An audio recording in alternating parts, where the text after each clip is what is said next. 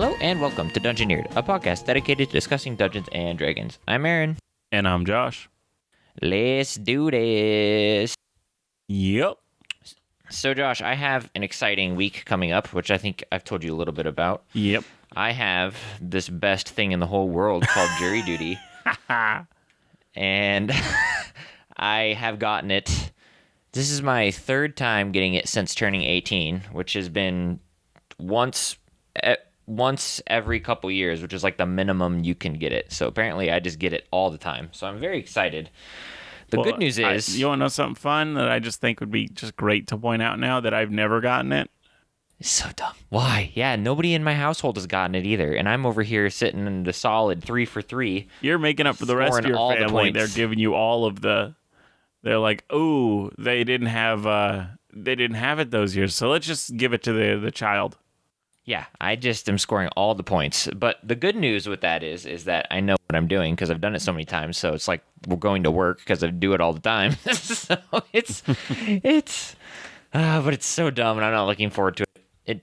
I hate it so much because I am a manager where I work. And so if I'm gone for like 2 weeks, like this trial is supposed to be, then like I have so much work to do when I get back to work. And it's going to put me so far behind that it's a pain in the butt.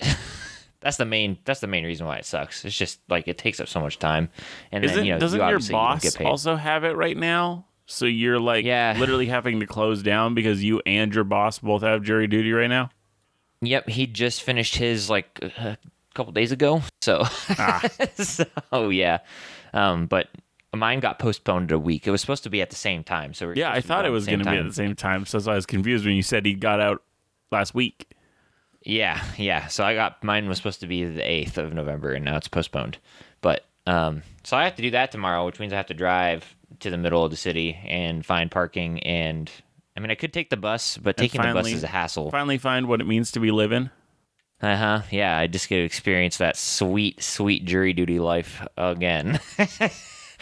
But I was thinking, because I just love jury duty so much, how would you run some sort of court or court system or anything like that in D&D? Do you think it's possible? Do you think it would be fun? Because, I mean, politics are really fun in D&D, but do you think you could run some sort of trial and make it fun still? I'm going to be honest here. Yes, I think it could be fun. I think you have to dumb it down a little bit. And the way I would do that is the exact same way that they did it for the Ace Attorney series. I've never seen that. Okay, well it's a series. Well, so I guess they have an anime of it now, but it wasn't originally. What it is it's a video game series called Ace Attorney, and it was for the DS. Really? Yeah. Well, so you're like an 8-year-old playing Ace Attorney? I'm going to be honest. I've never actually played one of these games. I've always wanted to. I saw this stuff and I was like, that's really cool. And I've heard a lot about it and I've watched things about it now. And to the point where I know it's really good, but I just haven't played them yet. But the whole point is that the person who made the game wanted a game where you could kind of be this kind of detective hotshot lawyer. No, it's really more of a detective story, and find how do you get a player to experience that kind of gotcha, like, ooh, I found someone in a lie, like I did this, like you really feel like you solved the case. How do we give that to a player in some sort of a gamified way? Got it. And so it's all about calling you're listening to these testimonies and stuff, and you call objection when somebody says something so it's all about catching them in a lie, catching them when they said something that doesn't quite match up with the evidence, or objection, we have you on videotape murdering that man. But yeah, just catching them when they said they said it was Wednesday that one day, and then now they're recounting their story, they said Tuesday. No, and stuff like that. So it's all about finding them in their lies and kind of tripping them up. Okay. Well, you have a big objection button that you just tap or something on the 3D on the DS? Kind of. You should look it up. It literally, there's a large objection that just comes on the screen. It's like, objection! There's actually an objection problem here. Click it now. Yeah, like it's very gamified and fun. But yeah, so I would look at how those games do a court case, because they took the time to figure out how do we get people to have that feeling of I solved the case in a video game. And that's kind of what you're trying to do is gamify this feeling. Yeah, I have a really hard time seeing how it can work really well. I mean, it does, but I mean, you get what I'm saying? Because like it can be really those can be really complicated, like you were saying. But B, like, are players really going to be interested in like going into a courtroom and like proving somebody's guilty or whatever? I don't know. You know, I want to go kill a monster and get treasure. I don't think it would be for everybody. I mean, politics is as like far as we go. I mean, I love politics in D&D, but like that's like as far as you usually go. It's usually not like you come sit in a court case and learn about how serial killer Ted has which I think is actually the name of a serial killer. So I may have just used an actual name and I wasn't thinking about it. But come talk about how serial killer Ted is guilty and he's trying to lie his way through court. Mm-hmm. There was even one in one of the games where you had to defend I think it's a dolphin or a killer whale. Wait, what? In the Ace Attorney series, you had to defend it was either a dolphin or a killer whale that like it supposedly killed its trainer, and you have to like prove that it's innocent. Hey, look, just because I have killer in the name does not mean I'm a killer. But yeah, it's it's a good game, man. It's a good game. I can't suggest it enough. But look at the look, I posted in Discord what happens when you say objection. You see that? It's the whole screen. It's objection. That's so good, though. Yeah, it's fantastic. For those listening, it's essentially like an anime style, like classic superhero, like punch objection that comes on the screen. It's like an anime style character who like points and then it's like objection. Yeah, that's Phoenix Wright, who is the main character of those games. It's so ridiculous. I love it. Yeah, it's so good. It's yeah. So then, if you were to run a court, what type of things would you put in it? Like how would you make I would it probably keep it kind of fantasy or not even. I don't even know if it would be fantasy, but the Magical Society of Wraiths is suing the plaintiff. No, I was more gonna go for a Morty situation. No, I'm just kidding. Yeah. You are not the father. No, that would be really funny though. That would be weird, and it would be funny for like if you had a bard that was sleeping around all the time, like or that was like how they wanted to play their character. Just have that happen. Have like this dude who like televises these kind of emotional meetups, and that's how he makes his money. Like real trash kind of TV type stuff. Yeah. No offense if you love Scanlan that stuff. Shorthalt, you are not. Yeah, exactly. And they literally they force him to go through with this thing, maybe even offering gold and said like, "Hey, the ratings will be great. We're gonna force you to do this." But I mean, that would be. But what my original idea was like a witch trial. Oh heck yeah! We just kind of did one of those. We did. But it really wasn't. I mean, what happens in courts in D&D is it like just divulges into like I kill you. I don't think it has to. No, but like D&D is such a game about like action, adventure, fighting. Oh yeah, the RPG that is D&D is not well made for RPG like for role playing as well as it is for fighting, which is part of what, from everything I've read so far about the D&D 5.5 that'll be out in the 2024. It sounds like they're going to add a lot more stuff in terms of adding role playing to the actual mechanics of the game more, which is exciting and good. Much needed. Yeah, they said so. They're like, yeah, we clearly see where the community wants it to be, and so we're going to try to do that. Yeah, that I mean, it's something that needs to. I mean, I don't know what they're gonna do to like See, I don't think make it that way. Yeah, but no, there's a million RPGs that do it correctly, so I don't think it'll be too hard. Okay. Because that's the thing. Like the biggest problem is that a lot of people who play D&D, like even Matt Colville did a video about this recently, where he was like, the majority of people who play D&D right now would be much better suited to playing a different RPG.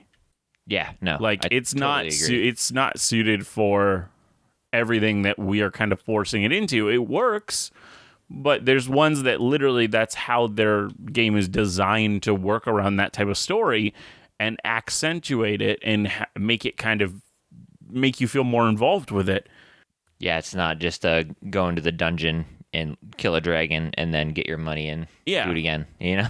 Yeah, like if you look at That's how like many literally all spells the have mechanics out are. of combat capabilities, like written into the mechanics out of combat abilities, you're like, Yeah, and even the classes that do, you're like, wow, these suck. Like, why would I play this? yeah.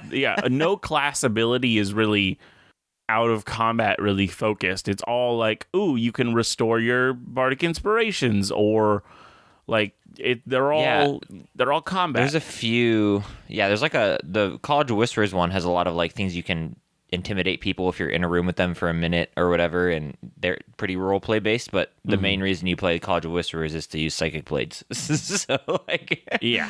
which is a pure combat ability. So it's not like it's really hard in D&D to make those out of combat things work. Like the College of Whispers, for example, like you have to be in a room alone with somebody for a minute before you can use the effect to make them afraid of you or intimidate someone easier. So it's like really hard, which I mean that could be really fun in like a courtroom situation though. Like you could really use that type of thing in like a, you know, like you go and harass the lawyer or whatever in a room alone for a minute, but you're a College of Whispers bard, so you can like make him afraid of you and, you know, like intimidate him. But the game just isn't very conducive to that. But I don't know. I find even outside of the mechanics, the like hack and slash adventure, like kill evil, like, you know, get the princess, make money type storylines that are often in D&D are really, really hard for like a courtroom setting. And then courtroom settings they're not as fun for people as like for example, if there was a serial killer. It's hard to be a hero in a courtroom setting. Right. It's like if there's a serial killer, right? Why would you do a courtroom process when like the party could do a whole entire mystery investigation, find the serial killer, fight him, and then, you know, kill him and be the heroes, you know? Yes. Like it's really hard. I mean, I'm not saying you can't do it because you absolutely could do it. It's a difficult balance between the two. Mm-hmm. And then you end up like real life jury duty where you sit in a room and are bored for the entire time because yeah, mine's supposed to be 2 weeks long, and it's like, you know, I'm obviously not allowed to discuss like the court case because it's not at all illegal. But like, it's supposed to be 2 weeks long, and it's like it's hard for me to see how like, you know, the things that are going on are not the things that are going on. So 100%. like, so I have to sit there for 2 weeks and listen to people give a presentation about what's going on and what's happening for me to then, you know, be like, okay, we're voting now. Cool, we're done with the case. I made no money. I lost a ton of money because it's a huge expenditure to get down to you know, jury duty, and I still got to pay rent, but I don't get paid very much at jury duty. So yep, it's a pain in the butt. Okay, well, 15 minutes in, we ready for the real topic? No. Oh, was I supposed to have a real topic? Oh, I mean, if we don't have to, we can still talk about jury duty. I could complain about it all day. No, we can. Okay. I mean, my whole weekend has been complaining about jury duty so far. So, I mean, I can do it all day. So let's get into the topic, though. You're right. This week, I've been in kind of a weird place with what to do with my free time. It's called jury duty. I ended up buying the video game Tales of Arise before the game Forza Horizon 5 came out. And I've been kind of juggling the two games. All right, explain to us, because, you know, I mean, some of us who are listening just don't know what those games are. You know, it's not me or anything, but please explain what those games are. So Forza is a racing game, as all Forzas have been. But, yep, like, as this is the 5th game in the Forza Horizon series, Horizon is where they said, hey, could we make a racing game fun? I'm sorry. I'm sorry for fans. I played the other Forzas too, but this is just Horizons are way more fun. Oh dang, dude! Shots fired over here. Holy cow! But so what these are is it's kind of like, so they create a huge open world. They started, the first one was in Denver, and they were like, let's try to recreate a bunch of this landscape, and then have it kind of be like this car festival that's going on. And as this car festival is going on, you kind of drive around the open world to the different races. Okay. And there's so like things to like... find on the map and things to do and other like, and there's like speed cameras. So you're like on the road and you try to get as quick as you can through the speed camera. And there's like world records for the speed camera, but there's also like your friends list records for the speed camera. So you can always be like, ooh, Travis, I beat you on that speed camera. You got to try better next time, my friend. Like, so what you're telling me is, how can we make the racing games more like Grand Theft Auto? That's pretty much what you're telling me. Except there's no people to run over or cars to steal. You literally have to make money by racing and doing different other things. And then you can buy. I mean, how do you make a racing game fun? You add people in it to run over. I mean, Midtown Madness was fantastic, and we really need another one. I played that game a lot as a kid, but no. And then the other one, Tales of Arise. So Tales, there's a lot of games that are called Tales of Yada Yada, and these different tales. Oh, weird! I've never heard of Tales of Yada Yada. Weird game. You knew what I mean. But so no. So it's Tales of something. Like there was a Tales of Vesperia on the Xbox 360. Tales of Arise is on the newer consoles, and I believe they also have ones for the lower consoles too. And it's just these JRPGs that are fantastic, they're all kind of, it's like Final Fantasy, where each one is set in its completely own different world. And I've not played any of them. I played a little bit of Tales of Vesperia, but I kind of bounced off it. But I heard so many good things about this one that I'm like, okay, like I'll try it. I'll shoot for the stars. I'll do it. Yeah. And I got it, and I love it. It's fantastic. It's really good. And so is Forza Horizon. And I got one with the other one came out, so I've kind of been just juggling between playing both of them. So I'm not very far in either. But in my last playthrough of, like, the time I had to play Tales of Arise, some kind of stuff happened that kind of made me go, wait, what? And drew me into the story in a way that I hadn't been up until that point, because the world building just got really interesting, and I was like, I want to know more about this. So that's what we're going to talk about. So then you cheated and you looked up everything because you have to have spoilers, because that's what Josh is all about. I did that research for this topic. Yeah, sure. Yeah, it was just for the podcast. Wink. Let me tell you, everyone. Okay, you don't have Josh's phone number, and every time he's watching a show that I've already seen, it's like, I don't care about spoilers. Just tell me what happens. Tell me, does this person die? Is this person evil? Is this person... And I'm always like, I don't know, Josh. You're going to have to watch to find out. And it drives him crazy. Just tell me. Because I feel like there's something bad about looking it up. But if I just ask you and you just happen to tell me, there's no problem. Oops. I guess I'm not going to tell you. That's literally what always happens. But so that's what we're going to talk about. We're going to talk about the Renans and the Dahnans of Tales of Arise. Let's do it. Do it. The game starts off with a character that doesn't remember their past. He's the one that we play as. They're living as a slave, working in a labor camp. It seems that all of the people in this and other labor camps are Dahnans. And the people that enslave them are called Renans. Now, this is a classic idea. One group imprisoning another and using them for whatever they're using them as slaves. That's a very common thing, and nothing really interesting drew me about that. I was like, okay, let's just see where this goes.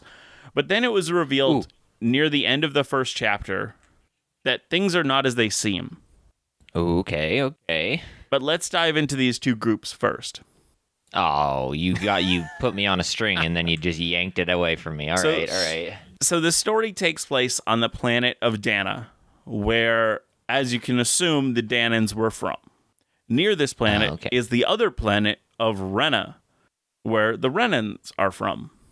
Dahna does not have the capability, Dahnans do not have the capability of using the magic of the world called astral arts. Astral Arts. I don't know if I like that name. I don't think Astral Arts. Now, arts is spelled ARTES. Okay, well, now I really don't like it. Now it's just really... now, they mean... Now, I don't know. Ancient Dahnans believed that the other planet... Because you could literally see the other planet... that the other planet was possibly the world of the gods or an afterlife. Okay, well, wait. Before we even start, we have to talk about the science of this. If there's no. The science of it is complete garbage. Don't even. We do not need to go into that. Gosh, dang. I mean, yeah. Wow. At least in D&D, it's like they make up for it by like they're actually planes. yeah. Like don't even dive into that. It's not gonna make sense. It's not gonna have any sort of satisfying we're gonna have colossal solution. tides going on. We're gonna have no water, and then we're gonna have all the water. I mean, oh my gosh. Hey, this place has 5 sectors in it, 5 like walled off areas, and I'll explain why later. But literally what we went from in the very first chapter, you're in Caligula, which is this like fire and brimstone, like super hot. There's lava. There's like, and then literally just walk through the wall. Like you break the wall and you go through. The other side is freezing cold. What? You're like, how? What? What? Hey, if you make a big enough wall, who knows what could happen? That's the science. Who knows? But so these ancient Dahnans believe that possibly that other planet was where their gods lived, or it was an afterlife, or many other myths. But eventually, all of them were proven false as the Renans came to Dahna. Now, the Renans are the magically talented neighbors of the Dahnans. And as I said, the magic in this world is called astral arts. And when the Renans cast this astral art, their eyes glow this imposing blue color. Okay, I don't know why, but every time you say astral arts, it just either makes me think of astral farts or like, I can't stop. It just sounds so weird. Astral arts. I hate it. I hate that name so much. Is it just me, or I just hate it? I mean, I don't think it's great, but I don't think it's terrible. It just, for some reason, it makes me laugh and giggle like I'm 12. I don't know why. Maybe because you are 12. True. So when the Renans came down, they enslaved the occupants of Dahna. And in doing so, split the world into these 5 sections, building these giant walls to keep everyone where they wanted them. These sections are ruled over by lords, and they control the government and slaves in their sector. Every 10 years, they have a contest called the Crown Contest. They each try to gather as much of the astral energy as they can, and whoever gains the most is granted the position of ruler for the next 10-ish years. This is the world where the game takes place.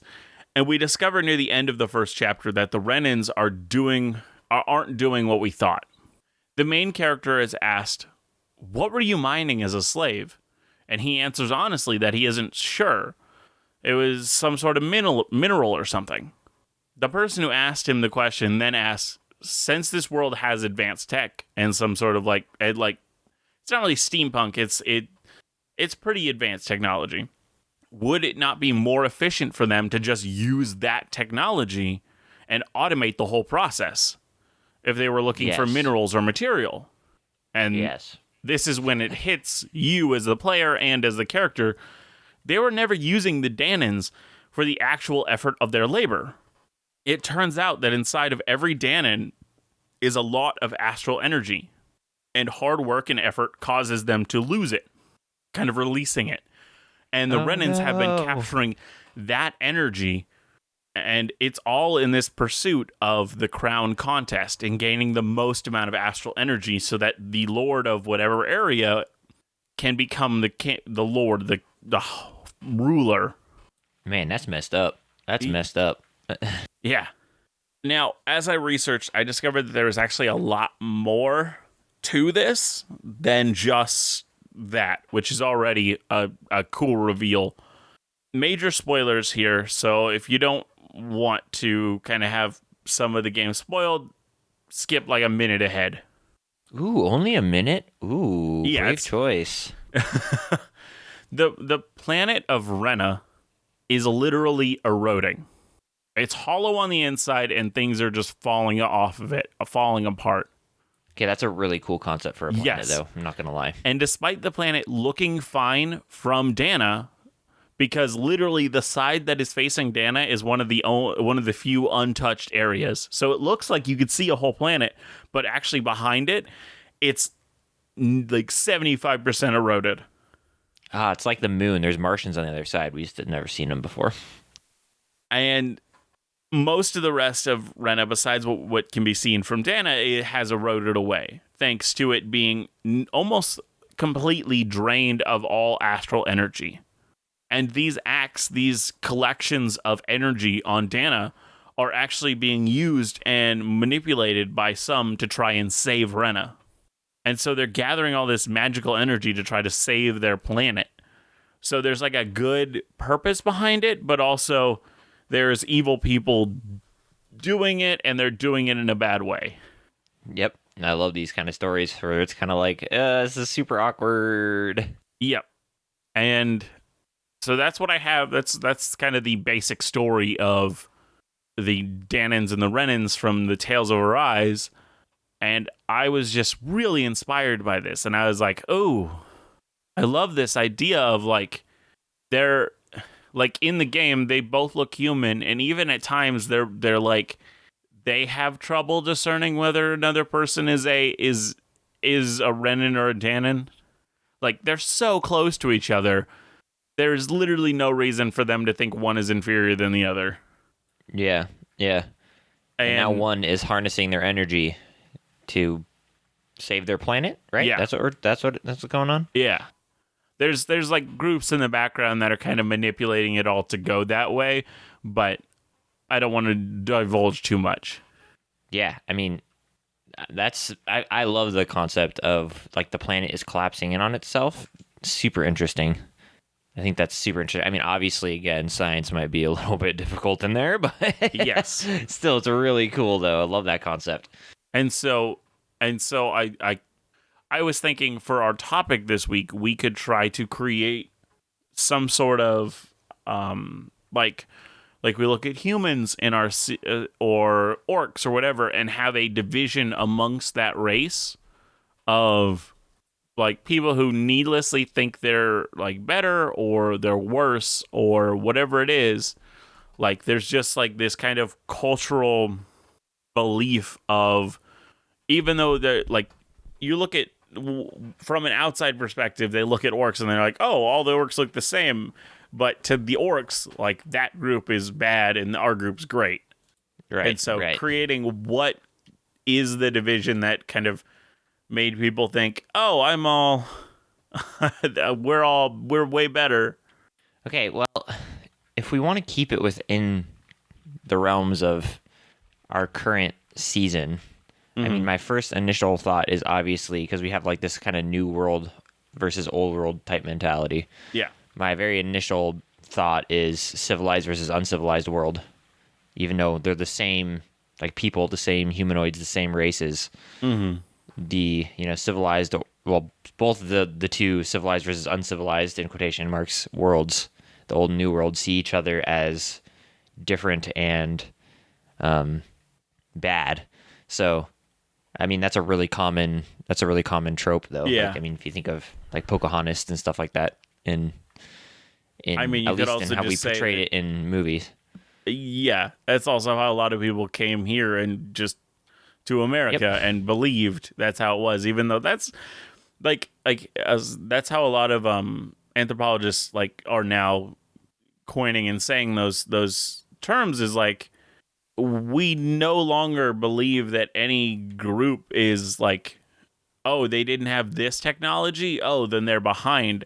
Like, they've come to the realization that that's never the case. There's never one group who's behind. They're all developing a lot of technology, and they just develop what they need. If they just didn't happen to need that technology, that does not make them any less or undeveloped. Oh yeah, totally. No, totally. So I think that's already a really easy go-to. But do we want to do something different with that? Do we want to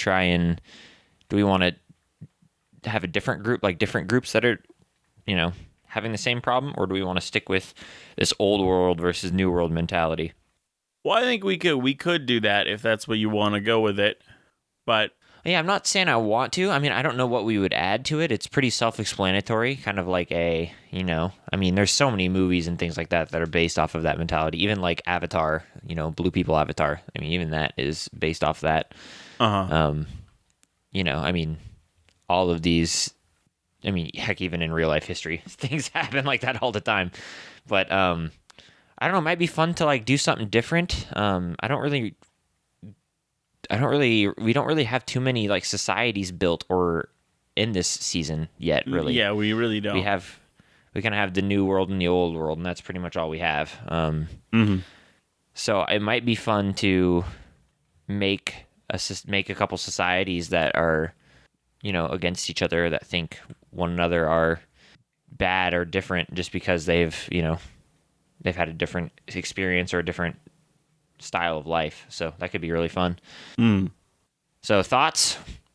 So how would you see these, because they're the same group, they split off like a long time ago, so they've developed completely different than each other.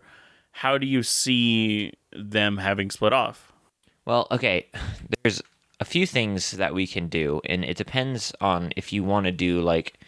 So, okay, I'm going to start from like square one. I think it's really interesting in D&D and other, just in games and movies in general, to when you're like doing world building and making things, it's really fun to look at real life and historical reasons and things for what people have done. Because it just feels more realistic when you are playing in the game, like as a player, or, the world feels more realistic when it's not like, totally outlandish or beyond the scope of what you can imagine. And so my first thought would be that two different families, like two different noble families, split off, and because one is part of a different noble family, that they automatically are assuming and thinking that they're different. So and that they're inferior to the other noble family, and so it causes like a giant rift in the nation, and they end up splitting or something, and there ends up being like a giant civil war over it because one family's like, well, we deserve to rule over this nation and not this family. And so they end up essentially fighting over the power of the nation just because of their bloodlines, which is very common in history. Happens all the time. So I think that's a really fun thing to do. And that gets really into political games. And obviously I love political games. So, and then I also love those games too, because when you're a player in those games and you're like, okay, so you guys are arguing because you like, family XYZ instead of family ABC, like really? So it kind of adds this like, well, nobody's right. And then you can start throwing in fun little reasons as to like why this is actually the case. Because usually there's like a deeper thing than just, well, your bloodline is this versus my bloodline is that. And usually there's like a little different hidden meaning in those. And as a DM, you can really, fit those in there. So that's a really fun one to do. The next one that we could also go with is race is a huge one, obviously. It's like, that's like a major one in society where it's like, well, you look different than me, so therefore you must be worse. That's a really, really common one. I think that one's really, really common in D&D also. It's like tiefling bad, like tiefling and orcs are bad. They don't look like real humanoids. Yeah. That's a really common one in D&D. I don't know. Okay, this also kind of helps with the question too, and I think we talked about it a little bit the other day, but do you like in your D&D settings to be more like Lord of the Rings-esque, where like one race rules that society? So like you have the elves of the forest and you have the dwarves of the mountains type thing, or do you like it to be more like numerous different cultures in one society, like numerous different races in one society, and that all forms up a single culture? Because either way is very valid. I was just curious. Um, so it really depends on how much time I have. True. It's going to hit the True. world. If I don't have a lot of time, I will do this race is here, this race is here, so on and so on.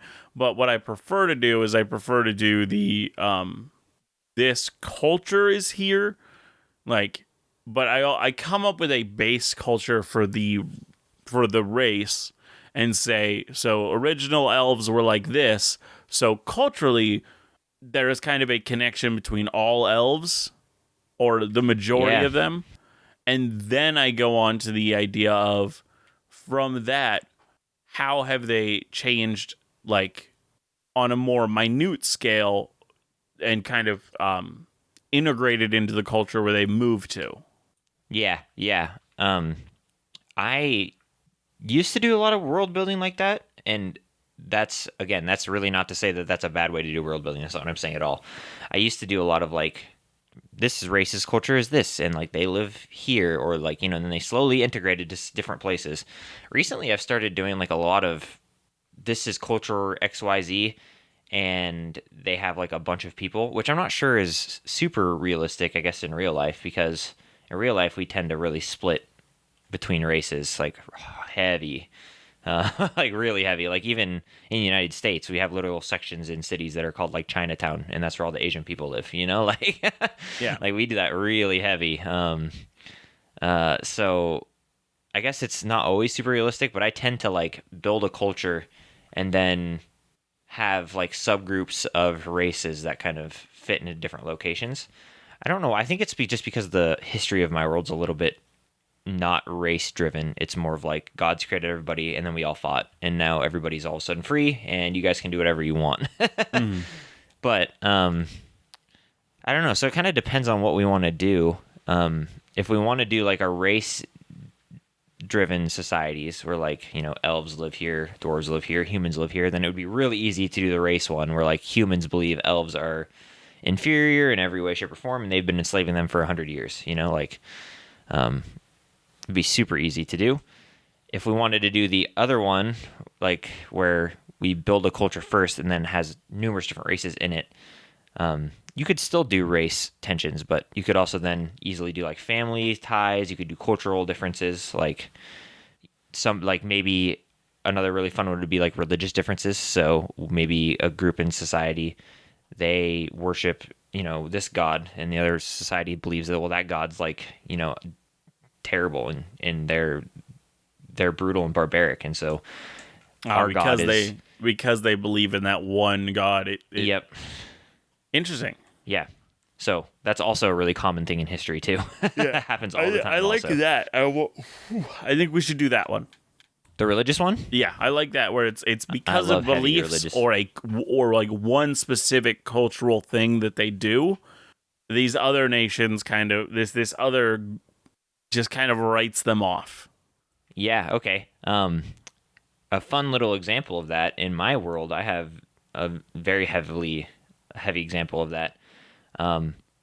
There is an entire thing in my world, which you guys are slowly starting to learn about, called the Lost Pantheon. And people who believe in the Lost Pantheon are very, very discriminated against. So much so that they can end up in like slavery and stuff. And again, that doesn't necessarily mean the Lost Pantheon is real, but the people who believe in the Lost Pantheon are very, very heavily discriminated against, and it's very, very fun to do stuff like that. So if you believe in a god that I don't believe in, then there must be something, wrong with you or different than to you. So I think I love that idea. We can go with that kind of stuff. Mm-hmm. So do we want to go with like how do we want to divide these religious systems up? What are we looking at here? What gods do they worship? What are you thinking? Is it, Catholic Church style, where like the majority of the world is dominated by a single religion and they're trying to oust and eliminate all religions? for the reason because they think people who believe in other religions are going to be like damned for eternity, because that's a really, really common one.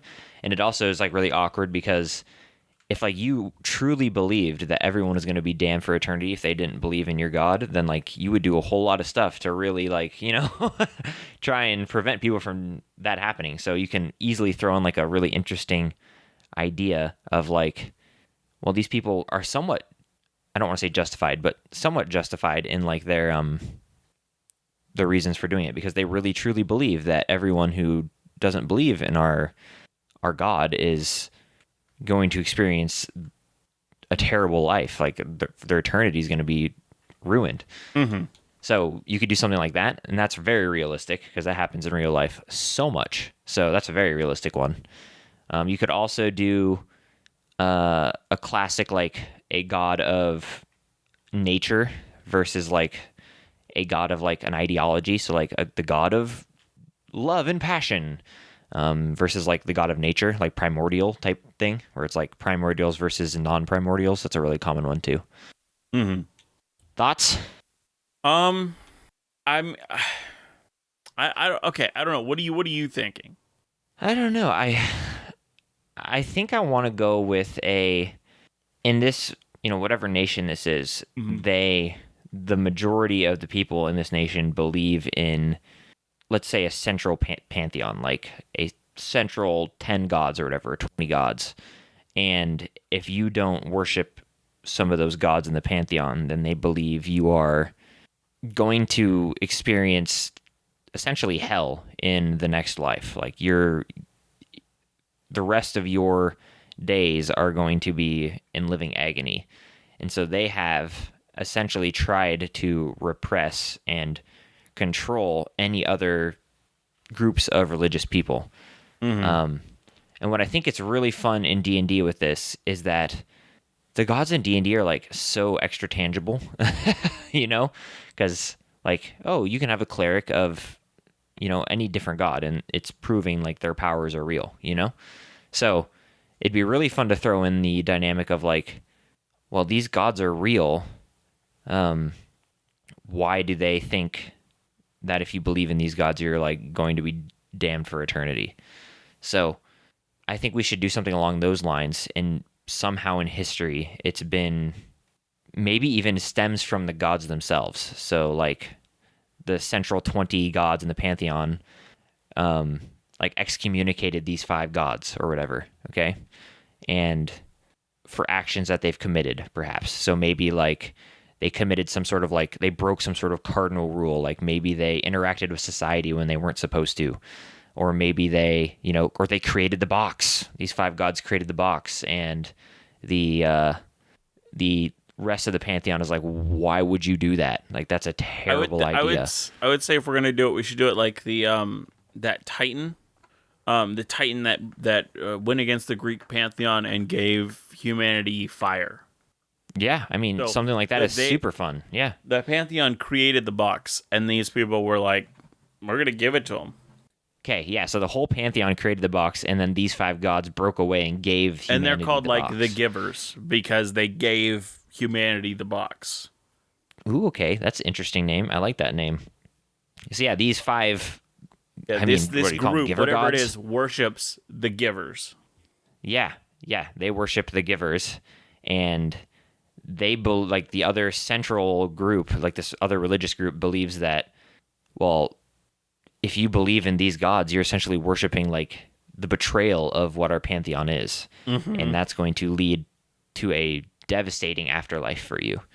So they're And trying to control it as much as they can. They also probably fear it might not be outright spoken. This might not be their like outward. They might not say this to the general public, but they're also fearing that approved or at least like visible worship of these other things will lead to disassociation and unhappiness with the way that the church is. No, yeah, totally. So I think that's a really good base to start.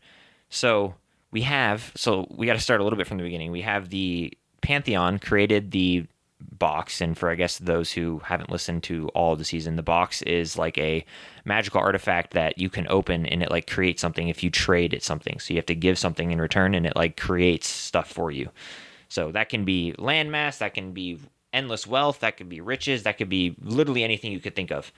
And so these giver gods, what did they steal it? Did they steal the box?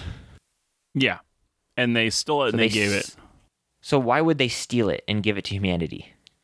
Do you think it was being misused? I don't know. Like, do we think, yeah, like, was it misused? Was it...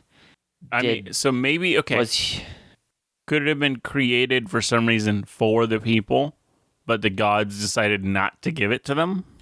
Well, okay, my thought was, and this kind of goes a little bit along the lines of my world, is that the gods created this box for essentially to free humanity. So humanity would trade the gods something and they'd earn their freedom from the gods. But the gods kind of were like, well, maybe we actually don't want to release humanity from our service. Maybe we don't want to do that. And the giver gods were like, well, we want to give humanity their freedom. And so they stole the box and gave humanity the box, and they earned their freedom that way. Mm-hmm. And that's a very, very fun aspect to play off, because it would seem that, like, well, you'd want to give humanity their freedom from literally whatever. So I think that'd be a really fun thing to play off. So, like, the box was created to, like, humanity was created for a specific reason, and once the gods were done using them for that reason, they had a way of giving them back their freedom. And the gods then were like, well, maybe we don't want to. Mm-hmm. Like, we kind of want to keep them under our servitude. And then these, giver gods were like, well, wait a minute. We've agreed and we've made a deal that they earned their freedom. Like, they have earned their freedom. And so they stole this box from the rest of the pantheon and gave it to humanity. Mm-hmm. I don't really used it. I don't see exactly how it is going to get them their freedom, though. I don't quite understand that part. My idea was the pantheon created the box, and the box is you have to trade something to earn something back. And so the box is currently being used by humanity, and they are trading, like, servitude for their freedom. Does that make sense? Okay. And so the gods are like, well, you're still trading your servitude. Technically, your servitude should be over, and we should grant your freedom, but we have possession of the box, and so we're not going to let that happen. We're just going to keep the box for ourselves. Therefore, the trade is never finished, and you're always in servitude. Hmm. So that was my thought on that. It's like a never-ending unfair trade where they're just constantly serving, but they never have gained their freedom because the gods never gave the box back. And then the giver gods stole that box, gave it to humanity to finish the trade so that humanity could be free. Mm-hmm. Okay. Thoughts? I'm getting it now. So then, blah, blah, blah, blah, blah. Tons of stuff happened. Long history. Now we have a nation that forms, and they worship would this nation start worshiping the giver gods, or would they worship any of the gods? Would humanity, like, since they got their freedom from the giver gods, do they, like, accept it, or do they, like, reject a lot of it? Like, does a huge portion of the humanity just reject their freedom? Well, like, we don't want to actually have our freedom? No, I think no matter what, they always are. They're happy about their freedom. I think that's a given. I think it would hurt the other gods so much to reveal that they were going to renege on their deal, that what they have done is they just say, oh yeah, we gave you that. So even though they didn't originally intend for the people to have it, because they were hoping to renege on their deal, since it got given, they're just going to go with it. Does that make sense? So what they do instead of that, they say that those gods were the ones who tried to renege on the deal and make it look like they were the bad guys, while they take in all the glory for fighting past them to give you the box. But these people discovered the truth. They flipped the and script, they worship pretty much. the truth. Okay, So what I was saying is you want the giver gods. They gave the box to humanity, and then the gods of the pantheon essentially claimed like, oh, we weren't gonna keep the box from you forever. It was actually they wanted to keep the box from you forever, and it just like got out. Like they essentially fabricated a story to fake. Yes. So they fake said we humanity, gave that it to they you. are actually the good yeah, ones. exactly. They said we gave it to you. They Right, tried to cool. keep it away from you. Yes, yeah, same And page. so they're cool. called. Yeah, They're called. I like that a lot. So I think that would be it's very plausible. The reclaimer gods and the giver. So the other ones, the majority of people do not call them the giver gods. They call them like the thieves or the evil. I don't know what they call them. I hate to steal from Matthew Mercer, but the Betrayer It's Gods so is a good. really good name. It's so good. Because that's what they would probably be considered as, like they betrayed. Yeah, they betrayed humanity. Humanity. Is there a synonym for betraying? Betrayer gods are just so fantastic of a name. It's a very, very good name. Yeah. I mean, I don't really know if there's any good synonyms. Treasonous gods. Yeah, treason. That one's not as good. Oh no, though. it's not even It sort just of. doesn't roll off the tongue like betrayer. Yeah, the betrayer gods is just such a good one. But I hate using Yep. it. I mean, we can't do like the double crossing gods. So I just say let's leave them at betrayer gods. If you want to change it, if you want to use this and you want to change them, you change them to whatever you want. We're gonna leave it at betrayer, but then Yeah. the people who believe in the them leaking gods. call them the giver gods. Yeah. Yep. Okay, Yep. that works for me. And so then, let's say society is formed, and there are now two groups: groups that believe in the real giver gods, and groups that believe in the other part of the pantheon. What happens? Do they just like go on a full on Crusade. capture and like It's slave a them crusade. and like It's the force them into Crusades. like It's literally just they are told that we are going on a holy war, despite one of the things being, hey, don't kill, one of their commandments. But they're like, no, let's go kill a bunch. But this is holy killing. We're good.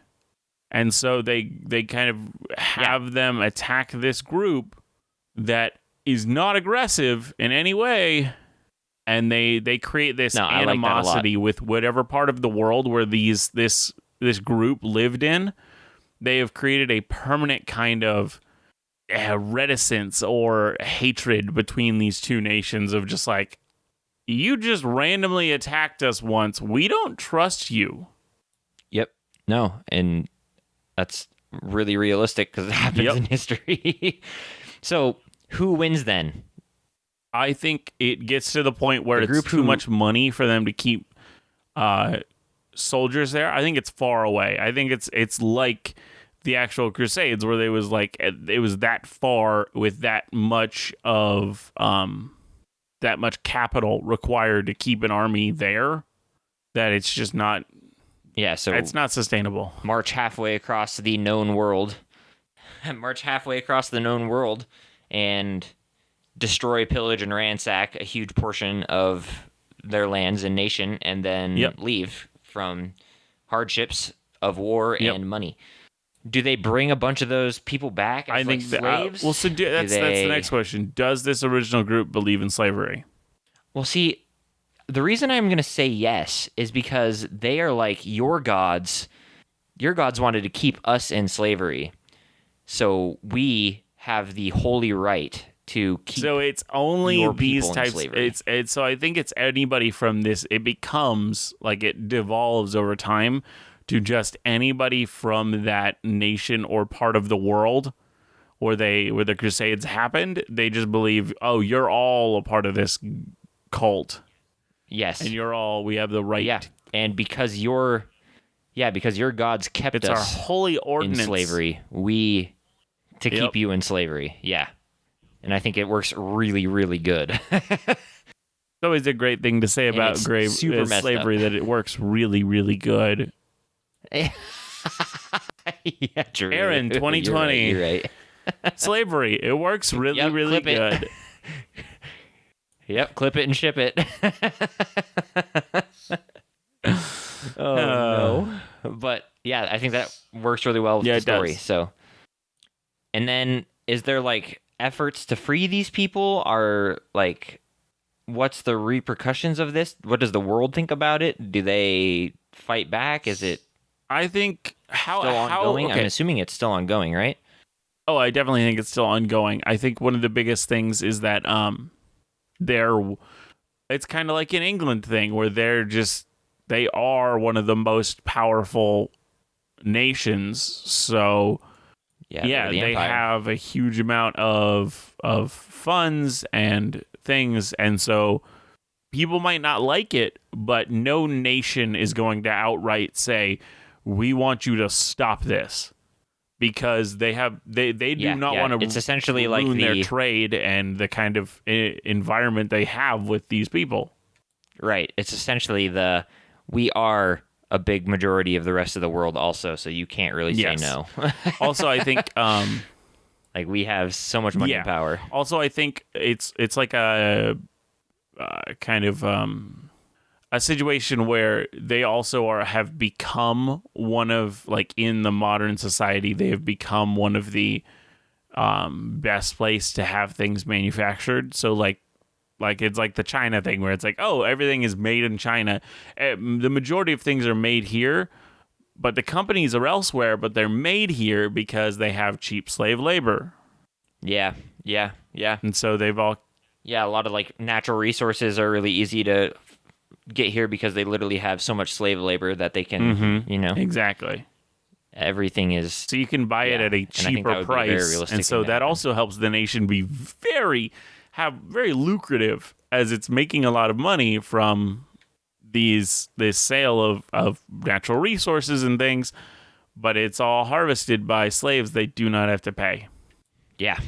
And I think that's interesting. And I like to think that the church is a heavy investor in a lot of industry in there, like to the point where it's like, is that okay? Yeah, no, totally. Yeah, I mean they would 100%. be probably, like they are the ones who kind of started this whole giant war. So I mean, I'd even think that the church is like mostly the government. Yeah, I was gonna say, is it a theocracy? Yeah, I mean, I'd probably think so. Like, it's like everything's ruled by the Pope, essentially.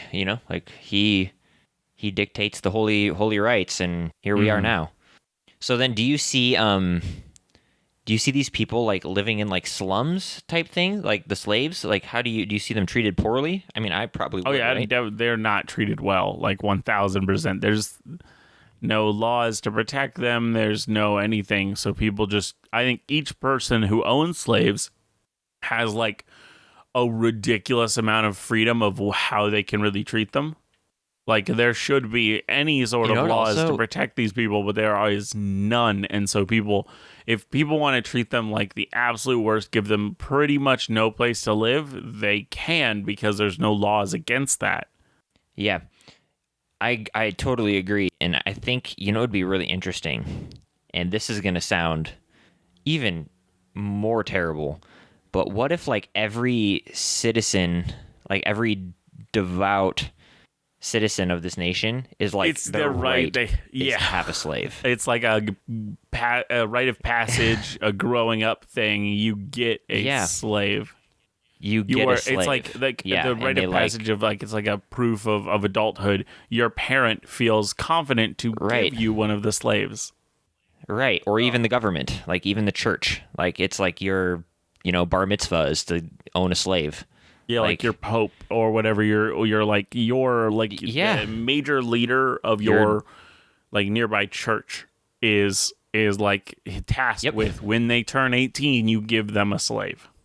They are granted a slave, which would be insanity. Do you think there's like an active attempt at rebellion from these slaves, or okay, oh man, we're getting somewhat long, but one of my favorite books that deals with slavery is called Ranger's Apprentice. It's really really good series if you've never read it. It's kid's book, but it's super good. I love it. Oh, it's Anyways, good. Everybody in that loves those book, kids' books that involve with deal with slavery. yeah, no, it's so good though. But in those books, the main character essentially becomes a slave eventually, and what happens is in order to prevent like rebellion, because there's so many slaves, they essentially like force them to be addicted to drugs. So they like a mind numbing drug. So they like it like completely dulls all your senses. So you just like mindlessly work, and you need it to survive. So like they starve you for like a week, and then they give you food and water full of this drug, and eventually you keep eating because you have to, and you become addicted to this drug, and that's how they like quell the masses. And I think that's a really, really horrible. What a really nice but kids also book. a really, you read. really. Yeah. I did it is read a kid's this. book. Yeah, I believe it or remember not, or this. I even haven't read adults, it I in a guess. while. Yeah. Yeah, but it's a really like interesting idea that would very logically happen if like you had a lot of slaves, that you would like they would all be like hooked on this drug that pretty much dulls all your senses, so you really can't fight back. All you do is just work. Like you're just in camel mode, you're just walking and you're just walking through the desert, So that could be something we could go with. It could also just be that there's so much power and wealth within the nation that like you just don't dare rebel, otherwise you will die. Which I like too. I kind of like some sort of clerical ability. Like there's an enslavement like cleric spell. It like links a person. Yeah, like a mind domination. Yeah, it like links a person to another person, and it's like it has to be like it's like a ceremony. It's part of your bar mitzvah. And again. so through cool they ritual. do whatever they have to do to this slave to make them willingly participate in this spell, because normally it has to be done willingly. And maybe even grants like a bonus, like ceremony, where it's like, oh, you got married for the next week, you have a +2 AC, or like there's like an actual benefit to doing this. Yeah, and that is very much so, because it has this horrible like incentive for the players to even engage with this. Yeah, for sure. No, absolutely. And it would be, I mean, obviously this would be a really fun society to like make your character from, to be like he's a runaway slave or anything like that. It's always really fun. Or even like maybe a bond breaker, like someone who either purposely seeks out and breaks people's bonds, or like he himself owned a slave and then broke the bond, and now like they travel together as like a pair that are like best Django friends. Unchained. Now that they've like, now that they've broken that bond, or unchained. I think that's a really fun idea too. Well, I think that's where we're gonna end it. I think so too. This is episode 60 of Dungeoneered. Woo! I don't think it's how it sounds, Aaron. Can you try that again? Oh, my bad. There we go. Thank you. I have to go so far away from a mic to do that. It would peak so bad. Well, that will do it for episode 60. If you would like to... Oh, don't yawn. Oh, come on. Oh, where's the enthusiasm with the ramble? Write to us. Let us know about like how you liked our ideas, or you used our ideas, or were inspired by our ideas, or if you simply wanted to tell us like, oh, this would be a cool lukewarm opener for you to talk about, or a cool topic, we'd love to hear you at dungeoneered@hotmail.com. What was that, Aaron? No, absolutely. But I was going to say, when's the last time that you or I have checked I check it every week. Every week. Okay, good, because I am in La La Land. I haven't looked at that in forever. Yeah, I check it every week. I make sure that if you guys send us a message, I am right there to read it. Cool, because I am not, but I love every one of you all the same. Also, if you listen to us on any podcasting apps that have ratings and reviews, please write a review. Let us know what you think about the show. Now, this is one I am not on top of. I would love to be able to get on there, but like iTunes sucks. I'm trying I tried to get on it on my phone. I tried to get it on the computer. It's just not. I don't have any Apple products, and it doesn't want to work on any Windows products or my Android. Currently, we have I think it's like 3 5-star reviews. I haven't done a single one, so. Are you serious? We actually have reviews? See, that's cool. That's awesome. See, I can't look. I literally can't Yeah, look. I would love to look. I'd love to know what they actually say. Let me check. I don't remember, though. Let me check. I have Apple products. But Let me check. we'll talk about that after. But True. thank you for listening. And as I always say, always remember to be the sharpest barrel in the bunch. Yes, sir. See you next time. Bye.